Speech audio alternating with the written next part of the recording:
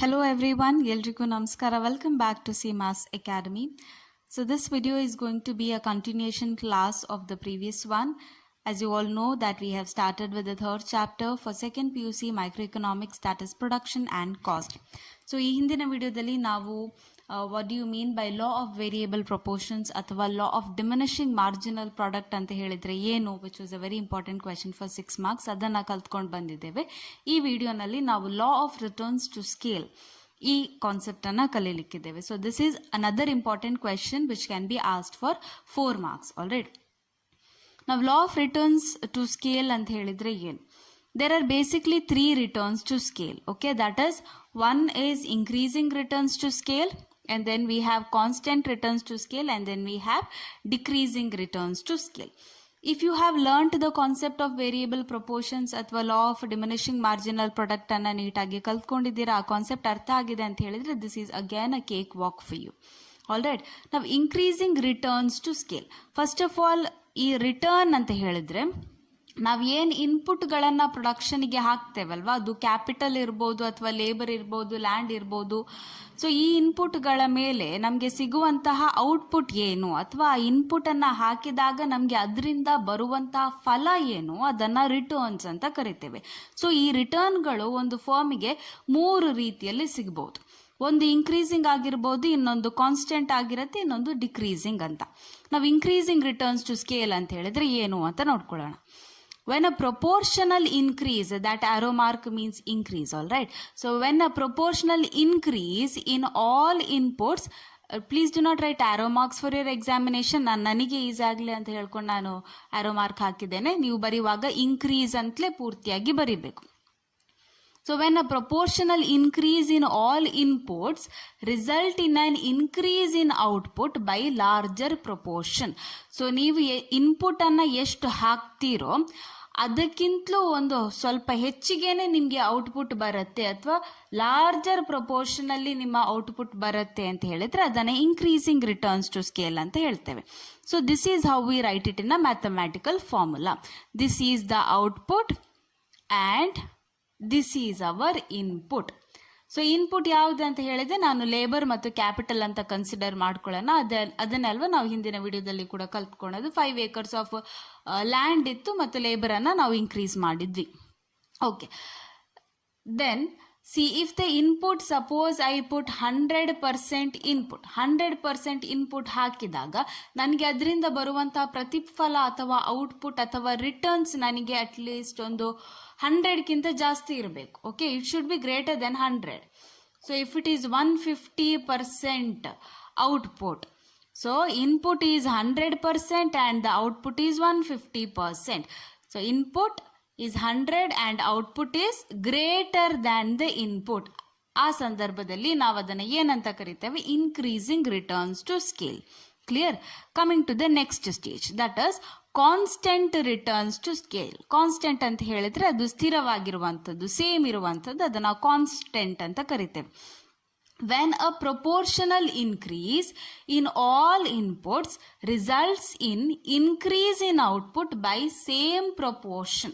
ನೀವು ಎಷ್ಟರ ಮಟ್ಟಿಗೆ ಇನ್ಪುಟ್ಗಳನ್ನು ಇನ್ಕ್ರೀಸ್ ಮಾಡ್ತೀರೋ ಅದೇ ಮಟ್ಟಿಗೆ ಅಷ್ಟೇ ನಿಮ್ಮ ಔಟ್ಪುಟ್ ಕೂಡ ಇನ್ಕ್ರೀಸ್ ಆಗ್ತದೆ ಅಂತ ಹೇಳಿದ್ರೆ ಅದನ್ನು ಕಾನ್ಸ್ಟೆಂಟ್ ರಿಟರ್ನ್ಸ್ ಟು ಸ್ಕೇಲ್ ಅಂತ ಕರಿತೇವೆ. Okay, so this we have seen in the law of variable proportions also.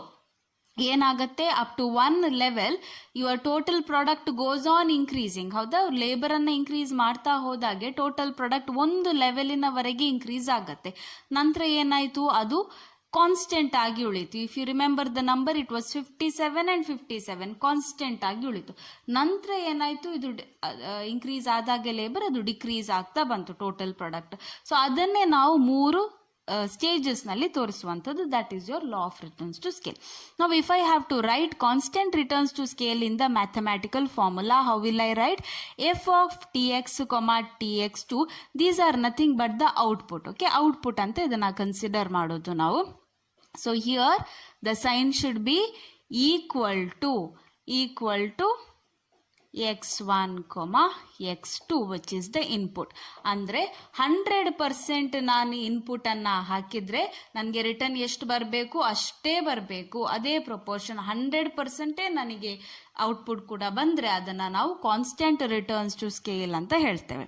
All right, increasing returns ಅಲ್ಲಿ ಏನಾಯ್ತು, 100% ನಾನು ಇನ್ಪುಟ್ ಹಾಕಿದಾಗ ನನಗೆ 150% ಔಟ್ಪುಟ್ ಬಂತು. ಅಂದ್ರೆ 100ಕ್ಕಿಂತ ಜಾಸ್ತಿ ಬಂದ್ರೆ ಅದು ಇನ್ಕ್ರೀಸಿಂಗ್ ಅಂತ. ಇಲ್ಲಿ 100 = 100 ಅಥವಾ ನಾನು 50% ಇನ್ಪುಟ್ ಹಾಕಿದ್ರೆ ನನಗೆ 50% ಔಟ್ಪುಟ್ ಬಂತು ಅಂತ ಹೇಳಿದ್ರು ಕೂಡ ಅದು constant returns to scale. So main idea behind that is ಎಷ್ಟು ಇನ್ಪುಟ್ ಹಾಕಿದಿರೋ ಅಷ್ಟೇ ಪ್ರಪೋರ್ಷನಲ್ಲಿ ನಿಮಗೆ ಔಟ್ಪುಟ್ ಬರುತ್ತೆ ಅಂತ ಹೇಳಿದ್ರೆ ಅದು ಕಾನ್ಸ್ಟೆಂಟ್ ರಿಟರ್ನ್ಸ್ ಟು ಸ್ಕೇಲ್. ಕರೆಕ್ಟಾ? Okay. Third one is decreasing returns to scale. See, what is decreasing returns to scale? When a proportional increase in all outputs results in increase in output by smaller proportion. Output increase ಆಗುತ್ತೆ but in a smaller proportion. It will increase, output will increase but in the lesser proportion. ಎಷ್ಟು input ಅನ್ನ ಹಾಕಿದ್ದೀರಾ ಅದಕ್ಕಿಂತ ಕಡಿಮೆ ಪ್ರಪೋರ್ಷನಲ್ಲಿ ನಿಮಗೆ output ಸಿಗತ್ತೆ ಅಂತ ಹೇಳಿದ್ರೆ ಅದನ್ನ ಡಿಕ್ರೀಸಿಂಗ್ ರಿಟರ್ನ್ಸ್ ಟು ಸ್ಕೇಲ್.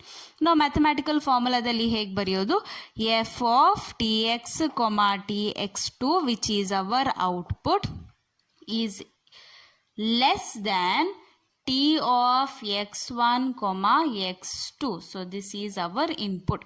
ಅಂದರೆ 100% ನಾನು ಇನ್ಪುಟನ್ನು ಹಾಕಿದಾಗ ನನಗೆ ಇದಕ್ಕಿಂತ ಕಡಿಮೆ 100ಕ್ಕಿಂತ ಕಡಿಮೆ ಲೆಟ್ ಅಸ್ ಸೇ ಒಂದು 50% ಔಟ್ಪುಟ್ ಬಂತು, ಪ್ರತಿಫಲ ಬಂತು, ರಿಸಲ್ಟ್ ಬಂತು ಅಂತ ಹೇಳಿದ್ರೆ we call this stage as decreasing returns to scale. Now, if we make it in a diagram, on the diagram alli idana represent ಮಾಡಿದ್ರೆ how you will see the 3 stages. ನೋಡಿ, first stage ಗೆ ನಮ್ಮ output increase ಆಗುತ್ತೆ. So this is your first stage. ನಂತರ it will remain constant. So you will get the same output. After that the returns to scale decreases in a this shape. So that is your third stage. So ಇದು first stage ಆಯಿತು, ಇದು second stage, ಇದು third stage. First ಸ್ಟೇಜ್ನಲ್ಲಿ ನಿಮ್ಮ output ಏನಾಗುತ್ತೆ, larger ಪ್ರಪೋರ್ಷನಲ್ಲಿ increase ಆಗುತ್ತೆ. That is the increasing returns to scale. Second ಸ್ಟೇಜ್ನಲ್ಲಿ ನಿಮ್ಮ ಔಟ್ಪುಟ್ ಕಾನ್ಸ್ಟೆಂಟ್ ಇರುತ್ತೆ. So this stage is called as constant returns to scale. Third ಸ್ಟೇಜ್ನಲ್ಲಿ output increases but in a smaller proportion. So this is the decreasing returns to scale. ಇನ್ನೊಂದು ವಿಚಾರ ಏನು ಅಂತ ಹೇಳಿದರೆ, ಕೆಲವು ಮಕ್ಕಳಿಗೆ ಸೆಂಟೆನ್ಸಸ್ ಅನ್ನು ಫ್ರೇಮ್ ಮಾಡಲಿಕ್ಕೆ ತುಂಬ ಕಷ್ಟ ಅಂತ ಅನಿಸ್ತದೆ ಇಂಗ್ಲೀಷ್ನಲ್ಲಿ. So what you have to do is, here it is very easy.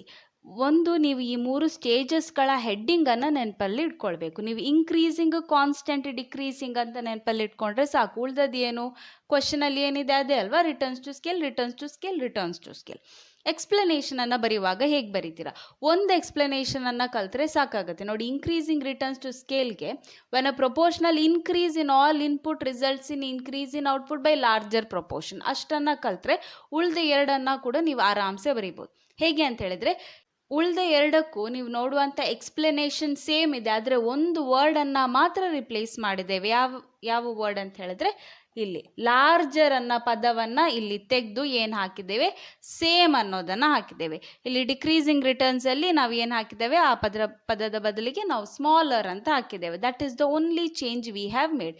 ಇಲ್ಲಿ ಇನ್ಕ್ರೀಸಿಂಗ್ ರಿಟರ್ನ್ಸ್ಗೆ it is larger proportion, constant ರಿಟರ್ನ್ಸ್ಗೆ it is same proportion, decreasing ರಿಟರ್ನ್ಸ್ಗೆ ಇದ್ದು smaller proportions. And even the mathematical formula also ಒಂದನ್ನು ಕಲ್ತ್ರೆ ಸಾಕಾಗುತ್ತೆ. ಯಾಕಂದರೆ ಇಲ್ಲಿ ನೀವು ಇನ್ಕ್ರೀಸಿಂಗ್ ಸೈನ್ ಹಾಕಿದರೆ ಕಾನ್ಸ್ಟೆಂಟಿಗೆ ಈಕ್ವಲ್ಸ್ ಸೈನ್ ಹಾಕೋದು, ಡಿಕ್ರೀಸಿಂಗಿಗೆ ಡಿಕ್ರೀಸಿಂಗ್ ಸೈನ್ ಹಾಕೋದು. That is it. Okay, so ಅಷ್ಟೇ. ಲಾ ಆಫ್ ರಿಟರ್ನ್ಸ್ ಟು ಸ್ಕೇಲ್ನ ಬಗ್ಗೆ 4 ಮಾರ್ಕ್ಸಿಗೆ ಕೇಳ್ಬೋದು. ಅದೇ 2 ಮಾರ್ಕ್ಸಿಗೆ name the 3 returns to scale ಅಂತ ಕೇಳಿದರೆ ನೀವು just increasing returns to scale, constant and decreasing returns to scale ಅನ್ನೋ ಸೈಡ್ ಹೆಡ್ಡಿಂಗನ್ನು ಬರೆದಿಟ್ಟರೆ ಸಾಕಾಗ್ತದೆ. ಎಕ್ಸ್ಪ್ಲನೇಷನ್ ಬೇಡ 2 ಮಾರ್ಕ್ಸ್ಗೆ. 4 ಮಾರ್ಕ್ಸ್ಗೆ ನೀವು ಎಕ್ಸ್ಪ್ಲನೇಷನನ್ನು ಕೊಡಬೇಕಾಗುತ್ತೆ.